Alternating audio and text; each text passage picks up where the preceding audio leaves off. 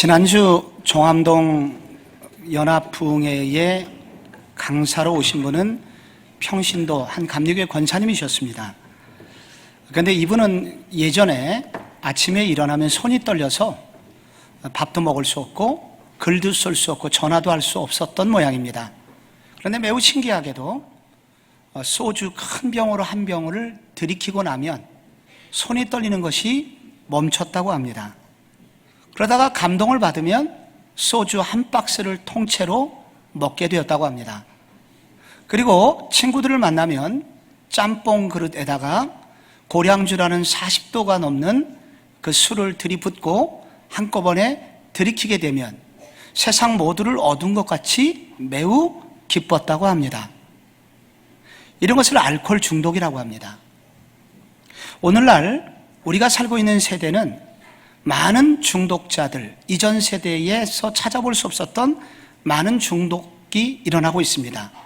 지금 알코올 중독, 인터넷 중독, 도박 중독, 포르노 중독, 섹스 중독, 여러 중독들이 일어나고 있습니다. 이 중독이라고 하는 것은 처음에 한두 번의 짜릿한 경험으로 시작합니다. 그러다가 어느새 그것이 반복되어 습관이 되고 습관이 고정되어 내 몸의 일부로 자리 잡는 것입니다.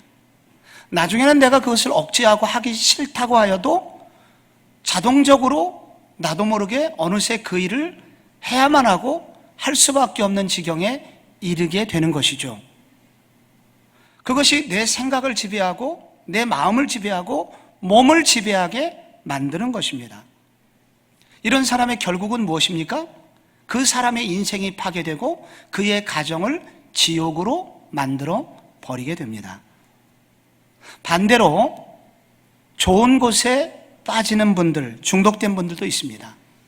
시간만 나면 책을 읽어요. 참 좋은 중독입니다. 시간만 생기면 봉사를 떠나고 시간을 쪼개어 단기 선교를 가는 그런 사람도 있습니다. 기회만 얻으면 기부하는 사람도 있습니다. 장기려 박사님처럼 인생 전체를 다 들여 다른 사람을 살리고자 하는 사람도 있습니다. 이런 사람들은 자기도 살고 가정도 살리고 많은 사람들을 살리는 열매가 풍성한 삶을 살고 있는 사람들입니다. 성경은 두 종류의 인생이 있다고 말합니다. 중간은 없어요. 그 성경의 핵심이 오늘 이것을 표현한 것이 오늘 우리가 읽은 성경 구절 로마서 5장 17절에 기록이 되어 있습니다.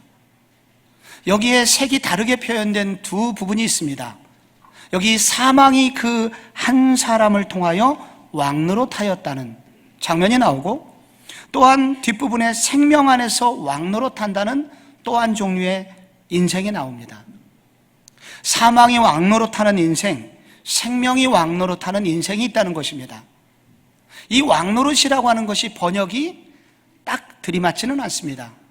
그러나 원문을 우리나라 말로 이 정도로 더 잘 번역하기도 힘이 들어 우리는 지금 왕노릇이라는 이 구절을 읽게 되었습니다. 여기서 원래 왕노릇이라고 하는 것은 전체를 다스리다라는 의미를 가지고 있습니다. 생명이 지배하는 인생이 있고 사망이 지배하는 인생이 있다는 것이죠. 우리가 예수를 믿는다는 것은 생명 자체이신 그분의 생명이 우리 몸 속에 들어온 것을 의미합니다. 그래서 우리 모두에게는 새로운 생명이 움직이는 인생이 되었습니다. 그러나 불행하게도 교회를 다니고 예수를 믿는 사람들이 생명의 지배를 받지 못하고 사는 사람들이 상당수 있는 것이 현실입니다. 그리고 우리의 인생의 단면을 이렇게 떼어놓고 봤을 때 부분적으로 완전히 사망 같은 인생을 사는 사람도 있습니다. 예수 믿는 사람은 생명이 지배하는 인생이 되어야 합니다. 그것이 우리로 예수님께서 우리에게 생명을 주신 이유이기 때문입니다. 혹시 여러분 중에 교회를 다니면서도 아직 이 생명의 지배를 받지 못하는 분이 계시다면 사망을 몰아내고 생명의 역사로 여러분의 인생을 채우는 그런 복된 인생들이 되시기를 바랍니다. 무엇이 우리를 그렇게 만드느냐? 먼저 우리는 사망의 왕노릇에 대해서 알아야 됩니다. 사망이 왕노릇하는 과거에 우리의 인생이 그런 인생이었다는 것을 알 때 다시 거기로 돌아가지 않을 수 있습니다. 오늘 로마서 5장 17절을 우리 같이 다시 한번 또박또박 한번 읽어보겠습니다. 시작. 한 사람의 범죄로 말미암아 사망이 그 한 사람을 통하여 왕노릇하였은즉 더욱 은혜와 의의 선물을 넘치게 받는 자들은 한 분 예수 그리스도를 통하여 생명 안에서 왕노릇하리로다. 아멘. 제가 지난 여름 한 교회를 탐방하고 못 볼 것을 보고 왔습니다. 그 교회는 끝나고 났더니 점심 먹기 전에 목사님이 설교한 거에 핵심 구절을 딱 외우고 난 다음에 사랑방 순장님이 체크한 다음에 밥을 먹더라고요. 저도 꼭 한번 해보고 싶습니다. 여러분, 오늘 이것이 핵심 구절입니다. 앞으로 좀 그렇게 좀 해주세요. 그런데 여러분, 여기 사망이 왕노릇하였다, 한 사람을 통하여 사망이 왕노릇하게 되었다라고 나옵니다. 사망이 왕노릇하게 되었다는 것, 사망이 지배하는 인생을 살게 되었다는 것은 단지 우리 인생 살다 보면 다 죽는 거야 라는 정도의 의미가 아닙니다. 그것의 의미를 훨씬 뛰어넘는 의미를 가지고 있습니다. 사망이 왕노릇한다는 것은 먼저 죽음에 두려워 떠는 존재가 되었다는 뜻입니다. 두려움이 지배하는 인생이죠. 죽게 되었다는 말을 듣는 순간, 너 죽을래? 하는 얘기를 듣는 순간 벌벌 떠는 존재가 되었다는 것입니다. 히브리서 2장 14절에 예수 그리스도의 그 역할에 대해서 설명을 하면서 그 2장 14절 뒷부분에 이런 구절이 있습니다. 또 죽기를 무서워함으로 일생에 매여 종노릇하는 모든 자들을 놓아주려 하심이라. 인류는 어떻게 됐냐면 어느 날 이 죽기를 무서워하기 때문에, 이 죽음에 대한 두려움 때문에 마치 죽지 않으려고 발버둥 치는 종노릇하는 인생이 되었다는 것입니다. 정기검진을 받으러 갔습니다. 검진을 하던 중간에 의사가 말합니다. 조금 더 정확한 검진을 해봐야 될 것 같습니다. 가슴이 철컥 내려앉습니다. 검사가 끝났습니다. 선생님, 여기 이상한 것이 보여서 며칠 후에 우리가 정밀 검사 결과를 말씀드릴 테니 며칠 후에 오십시오. 갔습니다. 말기암입니다. 선생님, 참 죄송하게도 선생님의 인생은 3개월 남았습니다. 그런 얘기를 들으면 어떻게 됩니까? 하늘이 무너지고 눈이 노랗게 됩니다. 무엇을 먹어도 맛을 잃어버리게 됩니다. 과거에 만났던 좋은 사람을 만나도 즐거움을 잃어버리게 됩니다. 그 이후에 그의 인생은 완전히 어둠에 붙들리게 되는, 그 죽음에 의해서 벌벌 떠는 이 죽음이라고 하는 이 폭군이 그의 인생을 완전히 점령하는, 사망이 왕노릇하는 형국을 이루게 됩니다. 죽음이 왕노릇한다는 의미는 결국은 허무에 빠진다는 것을 의미하기도 합니다. 로마서 6장 23절에 보면 죄의 삭은 사망이요, 이런 구절이 있습니다. 우리가 평생 수고하여 마지막 날에 봉급을 타게 되는데 그 봉급의 명세서에 뭐라고 쓰여 있어요? 사망. 우리가 평생 노력해서 수고하여 인생을 살았는데 그 결과로 우리 모두 다 받게 되는 봉급이 사망이에요. 죄의 삭이 사망이라는 겁니다. 그래서 많은 지식인들이, 많은 문학도들이, 여러분, 이런 우리 인생의 허무, 결국 우리가 이렇게 살아봐야 결국 죽음으로 끝날 것이라는 이 허무주의에 빠져서 고통하고 자살하는 사람들이 꽤 있었습니다. 1940년대 미국의 가장 유명한 작가는 해밍웨이입니다. 해밍웨이, 누구를 위하여 종을 울리나, 무기여 잘 있거라, 이런 책들이 선풍적으로 팔려나가게 되면서 그는 스타덤에 오르게 됩니다. 1954년 그가 노인과 바다라는 책을 내놓게 되는데 그것 때문에 노벨 문학상을 받게 됩니다. 그는 더 유명해졌고 많은 돈을 벌었습니다. 여러분, 그 노인과 바다에 보면 산티아고의 한 해변에 한 어떤 노인이 고기잡이를 하고 있었죠. 그는 오래간만에 고기를 하나 건지게 됐는데 어마어마하게 큰 고기, 아마도 고래를 잡은 것 같습니다. 고래가 쉽게 끌려오질 않습니다. 그래서 3일 밤낮 사투를 하면서 결국은 한국까지 도착하게 되는데 보니까 상어가 다 뜯어먹고 뼈다귀만 남아 있었습니다. 그것이 노벨 문학상이었습니다. 그의 인생을 반영한 것입니다. 그런 바닷가에다가 별장을 짓고 정말 호화로운 생활을 하다가 그 노인과 바다로 노벨 문학상을 탄 지 6년 조금 넘은 시기에 그가 쓰던 사냥총으로 그의 머리를 스스로 저격하여 죽음에 이르게 되었습니다. 그의 죽음에 관한 많은 분석들이 있었습니다. 그런 자료들을 연구하던 중에 어떤 분이 그가 죽기 얼마 전에 썼던 그가 남긴 글을 발견하게 됩니다. 간과 고혈압 치료를 위하여 입원을 하였다. 그런데 가로 열고 그러나 치료되지 않았다. 그런 모양입니다. 그 두 문장인데 내 몸이 나를 배반했다. 내가 이렇게 결국은 살아온 인생의 결국은 뭐냐? 어차피 죽을 인생, 미리 죽는들 무엇이 아까우랴 하면서 그는 죽음을 선택했다는 겁니다. 이렇게 사망이 왕노릇하게 되었다는 것은 이 많은 사람을 두려움에 떨게 했을 뿐만 아니라 그리고 우리 인생의 허물을 내다보면서 결국은 의미 있는 인생이라고 생각하게 만들고 필경은 자살에 이르게 하는 것까지를 포함하고 있다는 것입니다. 여러분, 왜 이렇게 됐을까요?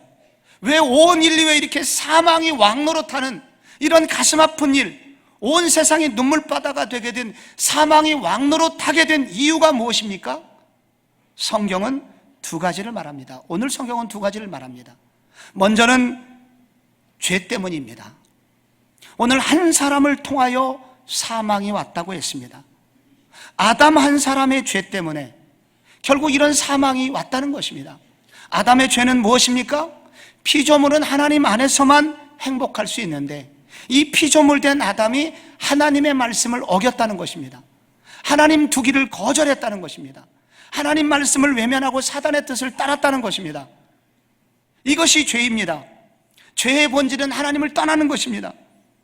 그 죄가 들어오는 그 죄를 짓는 순간 바로 네가 그것을 먹는 날에는 정령 죽으리라. 그 말씀대로 이 죄로 말미암아 그날부터 지구상에 사망이 시작되게 됐던 것입니다. 그뿐만이 아니라 그 죄 때문이기도 하지만 또 하나는 죄를 틈타고 들어온 마귀 때문이라고 합니다. 아까 히브리서 2장 14절을 읽으셨는데 히브리서 2장 14절의 이 구절 중간쯤 보면 이런 구절이 나옵니다. 사망으로 말미암아 사망의 세력을 잡은 자 곧 마귀를 없이 하시며, 예수님께서 이 땅에 오셔서 하신 일 중에 한 가지를 소개하고 있는 장면입니다. 그런데 이 사망은 누가 잡고 있느냐? 마귀가 잡고 있다고 나와 있습니다. 사망의 세력을 잡았다는 거예요. 죄가 세상에 들어온 이후에 이 죄로부터 벗어날 수 없도록 결국은 죽을 수밖에 없게 된 이유가 뭐냐면 죄를 틈타서 들어온 이 마귀 때문이라는 것입니다. 여러분, 사단은, 그리고 사단의 졸개인 마귀는 죄가 있는 곳에서만 역사할 수 있습니다. 죄가 없는 곳에는 사단이 역사할 수 없어요. 우리가 죄를 안 지면 사단은 역사할 수 없습니다. 그런데 아담이 죄를 지었죠. 바로 죄를 짓는 그 순간 마귀가 그의 인생을 속에 들어오게 되었고, 한 마리만 들어온 게 아니라 수많은 마귀떼들이 그를 통하여 이 지구상에 들어오게 된 것입니다. 마치 성문을 적군에게 열어준 것과 같은 것입니다. 마가복음 5장에 보면 거라사 땅에 사는 귀신 들리는 한 청년이 나옵니다. 그런데 그 청년을 향하여 성경은 기록하기를 군대 귀신 들렸다고 합니다. 당시 로마의 군대는 사단 병력을 말하는 레기온이라는 단어인데 이 당시 로마의 군대 1사단은 6,000명이었습니다. 6,000마리의 귀신이 그의 몸을 지배하게 되었던 것입니다. 그 청년은 죄로부터 벗어날 수 없었던 것입니다. 죄를 안 짓고는 견딜 수 없게 되었던 것입니다. 죄와 사단이 우리로 하여금 필경은 사망에 빠지게 한다는 것입니다. 30년 전에 저는 중고등부 교사였습니다. 중고등부 학생들을 데리고 전국 연합 수련회를 갔습니다. 거기에 당시 유명한 교사이면서 교회 집사님이신 신상원이라는 집사님께서 학생들에게 특강을 하셨습니다. 핵심은 지금 사단은 대중문화를 통하여 청소년들을 유혹하고 있다. 그런 책도 썼습니다. 나중에 그것으로 부족하여 낮은 울타리라는 잡지를 만들어서 전국 청소년들에게 배포하도록 하였습니다. 사단은 대중문화를 통하여 점점 영화를 통하여, 텔레비전을 통하여, 인터넷을 통하여, 그 당시 인터넷을 사용해 본 사람이 있느냐 했더니 1000여 명 모였는데 2명 손들었습니다. 그런데 앞으로는 인터넷 시대가 되고 그러면은 그것을 통하여 무수한 젊은이들이 사단의 종로로 타게 될 것을 그는 예언하였습니다. 저는 설마 그것이 무엇인지 잘 몰랐었죠. 2년 전에 인천 연수구의 아파트 단지에서 8살 날 아이가 시신이 일부 훼손된 채로 물탱크에 죽은 채로 발견된 사건이 있었죠. 그 어린아이를 죽인 범인은 10대 소녀였고, 그리고 거기 공범 10대 소녀 또 한 명이 있었습니다. 이 둘은 결국 얼마 전에 1심에서 무기징역과 20년형을 언도받았습니다. 그런데 이 사람들이 이 감옥에 들어가서 구치소에 있을 때 함께 있었던 사람들의 증언에 기초한 어떤 기사가 얼마 전에 실리게 되었습니다. 함께 이제 감옥에서 감옥 생활하는 사람이 물어봤던 모양입니다. 너 왜 그 아이를 죽였니? 그 아이가 고양이를 괴롭히는 것 같았어요. 그래서 죽였다는 겁니다. 공범자는 시신의 일부를 잘라서 아마 손가락들을 몇 개를 잘라가지고 봉투에 넣어서 가지고 다녔다고 합니다. 그 봉투를 가지고 어디 가니? 홍대에 가서 누군가 술을 사준다고 그래서 술을 마시러 가지고 갔다고 합니다. 소름 끼치지 않았느냐? 술 맛이 좋았다고, 아무 감정이 없었다고 대답을 했습니다. 너는 그 부모에게 미안한 생각이 안 드느냐? 나도 지금 힘들어 죽겠는데 뭐가 미안해요? 여러분, 이것이 10대 소녀들의 입에서 나올 말이 아니잖아요. 여러분 생각해 보세요. 이 소녀들이 이렇게 잔인하게 된 이유가 무엇이겠습니까? 죄를 한 번, 2번 짓는다고 해서 이렇게 파괴되겠습니까? 여러분, 아닙니다. 죄를 짓는 순간 죄만 짓는 것이 아니라 죄를 틈타서 마귀가 역사합니다. 사단이 그를 지배하게 되는 거예요. 이 죄와 사단이 결국 사람으로 하여금 사망이 왕노릇하도록, 죽음 같은 인생이 될 수밖에 없도록 만들어버린다는 것입니다. 그럼 어떻게 해야 됩니까? 생명이 왕노릇하는 이 아름다운 인생이 되려면 여러분 어떻게 해야 됩니까? 오늘 성경은 우리에게 이것을 답변합니다. 사망의 왕권을 깨뜨리시고 생명의 왕권을 취하신 한 분을 의지하라는 것입니다. 그분이 누구십니까? 그 17절 후반전에 나오죠. 한 분 예수 그리스도를 통하여 생명 안에서 왕노릇 하리로다. 여러분, 생명 안에서 왕노릇 한다는 것은 무슨 뜻이겠습니까? 앞에는 죽음과 죽음 때문에 두려움과 공포에 떨어서 죽음 앞에서 그 종노릇 하였다면, 여러분, 생명이 왕노릇 한다는 것은 더 이상 죽는다는 얘기를 들어도 두렵지 않게 된다는 것입니다.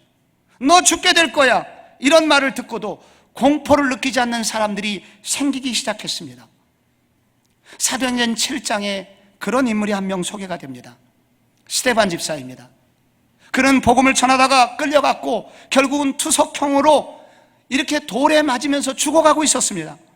사도행전 7장 59절에 이렇게 기록됩니다. 성 밖으로 내치고 돌로 칠세 증인들이 옷을 벗어 사울이라는 청년의 발에 두고 돌로 치고 있는데, 그때 스데반이 무엇을 하나요? 무릎을 꿇고 크게 불러 이르되 주여 이 죄를 그들에게 돌리지 마옵소서, 이 말을 하고 자니라. 돌에 맞아서 죽어가고 있습니다. 죽음이 목전에 있습니다. 그런데 죄에 매여 종로로 타지 않고 있습니다. 오히려 기도하고 있습니다. 주여 저 사람들을 살려달라고 기도하고 있습니다. 이게 사람이 할 말이 아니잖아요. 어떻게 이렇게 됐습니까? 그 이유가 56절에 나옵니다. 하늘이 열리고 인자가 하나님 우편에 서신 것을 보았다는 겁니다. 여러분, 그가 스데반이 영안의 눈이 열려서 하늘을 보니까 여러분, 하나님 보좌 우편에 서 계신 분이 계셨습니다. 그분은 바로 예수님이었는데, 예수님은 누구십니까? 얼마 전에 죽음을 경험하신 분인데 그 죽음에서 부활하셔서 살아나셔서 보좌 우편 하나님 나라에 올라가셔서 하나님의 주신 전권을 가지고 우주를 통치하시는 그분을 보게 된 것입니다. 죽음을 이기신 그분을 보면서 나도 이제 곧 저 나라에 가는 것이구나, 나도 영원한 생명을 얻게 되는 것이구나 하면서 죽음 앞에서도 그는 공포를 느끼지 아니하고 이 당당한 길을 걸어가게 되었습니다. 여러분, 생명이 왕노릇한다는 것은 바로 죽음이 있다는 것을 알지만, 그러나 죽음 때문에 두려워하고 이 죽음 앞에서 종노릇하지 않는 것입니다. 생명이 왕노릇한다는 것은 무엇이겠습니까? 또 하나는 아까 느꼈던 허무 대신에 소망을 갖는다는 것입니다. 사도 바울이 그런 인물입니다. 그는 고린도에서 어느 날 부끄러움을 느꼈습니다. 외모에 대한 창피스러움을 느꼈습니다. 그는 뜨겁게 복음만 전하다가 고린도까지 왔는데 고린도에 이르러서 갑자기 생각이 달라졌습니다. 이 고린도는 화려한 도시였습니다. 갑자기 비교가 찾아오게 되었습니다. 갑자기 자기의 얼굴을 보게 됩니다. 그는 키가 작았습니다. 머리가 이미 빠져 있었습니다. 말은 더듬었습니다. 그리고 그는 매우 가난했습니다. 그래서 자신이 매우 초라함을 느끼게 되었습니다. 그런데 그게 끝이 아니었습니다. 그 밤에 예수님께서 그에게 방문하셨고, 바울아, 두려워 말라. 너는 네가 전하는 복음을 계속 전해라. 내가 너와 함께 할 것이다. 이런 약속의 말씀을 듣고 그가 다시 깨어난 이후에 복음을 전하고 얼마 후에 그 고린도 교회 교인들에게 편지를 쓰죠. 고린도후서 4장에 이런 말씀이 기록되어 있습니다. 그러므로 우리가 낙심하지 아니하노니 우리의 겉사람은 낡아지나 우리의 속사람은 날로 새로워지도다. 그는 모든 이 외모에 대한, 그 모든 늙어감에 대한 두려움으로부터 벗어나게 되었습니다. 우리의 겉사람이 전부가 아니구나. 내 영혼, 내 속에 있는 내 속사람은 주님 만날 날이 가까워 오고 있구나. 그는 다시 살아나서 일어나서 그는 마지막 순간까지 감격 속에서 복음을 전하는 전도자의 사명을 다합니다. 생명이 왕노릇하는 삶을 살게 되었다는 것입니다. 여러분, 성경에 보면 이와 같이 이 생명의 왕노릇하는, 죽음 앞에서도 두려워하지 아니하고 늙어가면서도 외적인 자기의 가진 것이 연약함에도 불구하고 위축되지 않는 이 생명의 왕노릇하는 사람들이 성경에 수없이 기록되어 있습니다. 무엇이 이들을 이렇게 만들었습니까? 무엇이 이들로 하여금 이런 삶을 살도록 만들었습니까? 오늘 성경에 기록되어 있습니다. 의의 선물을 가져오신 예수님 때문에, 은혜와 의의 선물을 가져오신 예수님 때문에, 예수님께서 십자가에서 돌아가실 때 사망이 왕노릇하는 모든 원인이 되는 죄, 사망의 왕노릇하는 모든 사단의 권세, 이 모든 것들을 여러분 십자가에서 돌아가셨을 때 해결하셨다는 것입니다. 죄를 해결하신 예수님, 여러분 십자가의 예수님을 바라봐야 합니다. 우리의 모든 죄를 해결하시기 위해서, 죽음을 가져오는 죄의 문제를 해결하시기 위해서 돌아가신 예수님, 그래서 우리가 그것을 믿음으로 받아들일 때 우리를 의롭다 여겨주시는 이신칭의 은혜에 충만할 때 여러분, 우리는 이 사망의 종로로부터 벗어날 수 있습니다. 예수님은 십자가에서 돌아가실 때 우리 죄만 해결하신 것이 아닙니다. 마귀도 정복하셨다고 합니다. 그 죄를 틈타서 우리를 괴롭히는 사단 마귀를 정복하셨다고 말씀하십니다. 다시 히브리서 2장을 보세요. 자녀들은 혈육에 속하였으며 그도 또한 한 모양으로 혈육에 속하심은, 예수님이 사람으로 오셨다는 것입니다.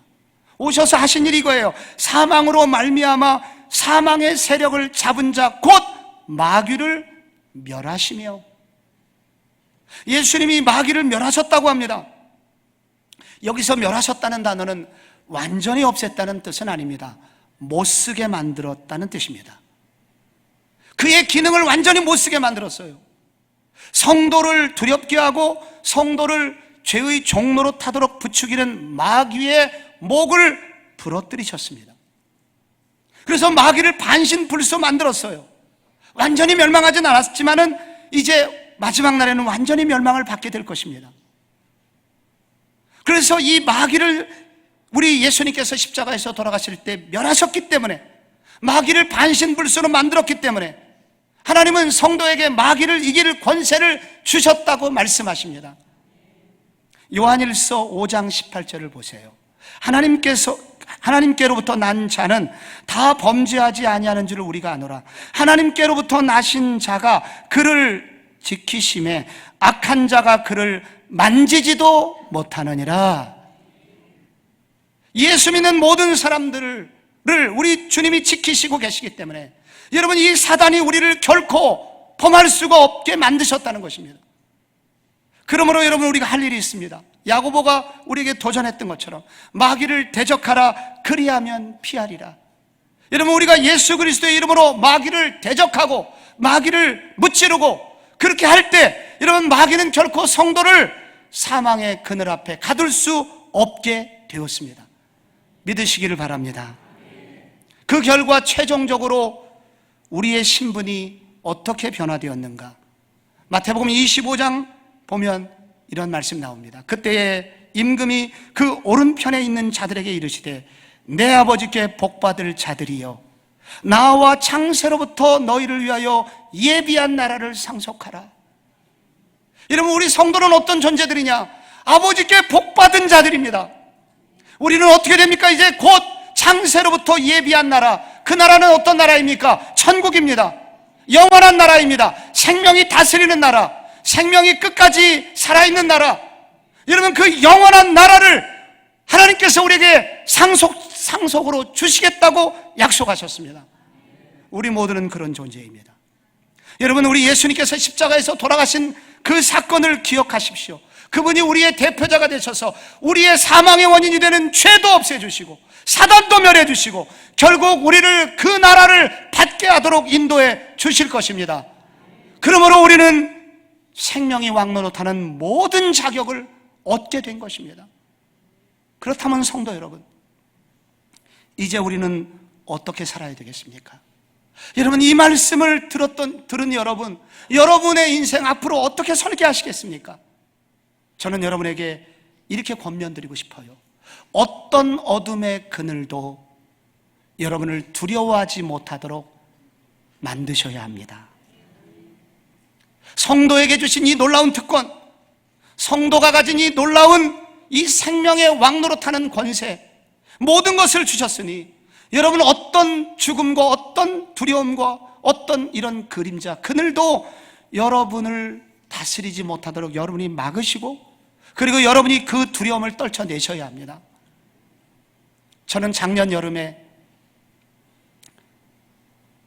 목감기가 심하게 왔고 그것이 한동안 해결이 되지 않았습니다. 어느 주일날 매우 기분 나쁘게 저녁까지 열이 떨어지지 않아서 응급실에 간 적이 있습니다. 그래서 이제 어떻게 치료가 돼서 한 보름 걸려서 이제 몸이 좀 회복이 됐습니다. 그 이전까지는 약 한 번 딱 먹으면 몸이 개운하게 나았는데 이게 약을 열흘씩 먹어도 낫지 않는 거예요.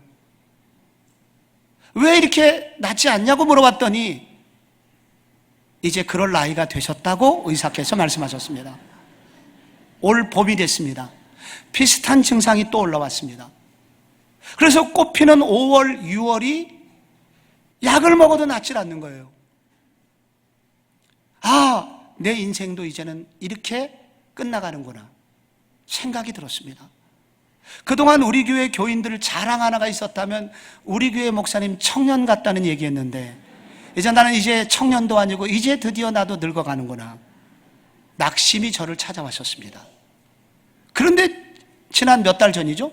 지난 2월에 제가 로마서를 읽고 묵상하는 가운데 하나님이 제게 주신 은혜였습니다.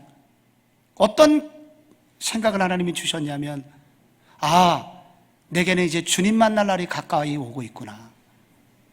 이전에는 내가 주님 만날 날이 굉장히 멀게 느껴졌는데, 내가 이제 앞으로 살아온 세월보다 앞으로 주님 만날 날이 더 이제 짧게 되었구나, 그 생각을 하니까 오히려 감사가 내 마음에 생기기 시작했습니다. 성경은 말하기를 우리가 단지 오래 사는 것만 축복이라고 말하지 않습니다. 성도의 진정한 축복은 그리스도와의 연합입니다. 우리 주님과 하나가 되는 것입니다. 그분을 만나서 온전히 하나가 되는데, 여러분, 이 날이 가까웠다는 은혜를 체험하게 되니, 깨닫게 되니 제 마음에 갑자기 우울이 떠나가고 감사가 넘치기 시작했습니다. 사랑하는 성도 여러분, 때가 되면 아프게 되는 것입니다. 당연한 것입니다. 그러나 그 아프게 된 것이 우리를 좌절케 할 수 없습니다. 왜냐하면 성도의 아픔은 주님 만나는 시간을 이제는 당겨주시는 징조이기 때문입니다.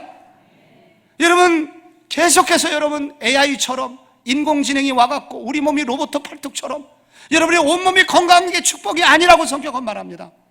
아플 때는 아파야 되고 때가 되면 주님 만나야 됩니다. 여러분 주름살 많아지는 거, 여러분 군대 가면 계급이 높아질수록 제대가 가까이 옵니다. 우리 인생의 주름살이 하나하나 더 늘어가면 내가 이 땅을 이제는 제대하고 주님 만날 날이 가까이 오고 있구나, 내 이 죄 짓는 이 몸을 이제는 벗어나서 주님 만나는 나라로 가까이 가고 있구나.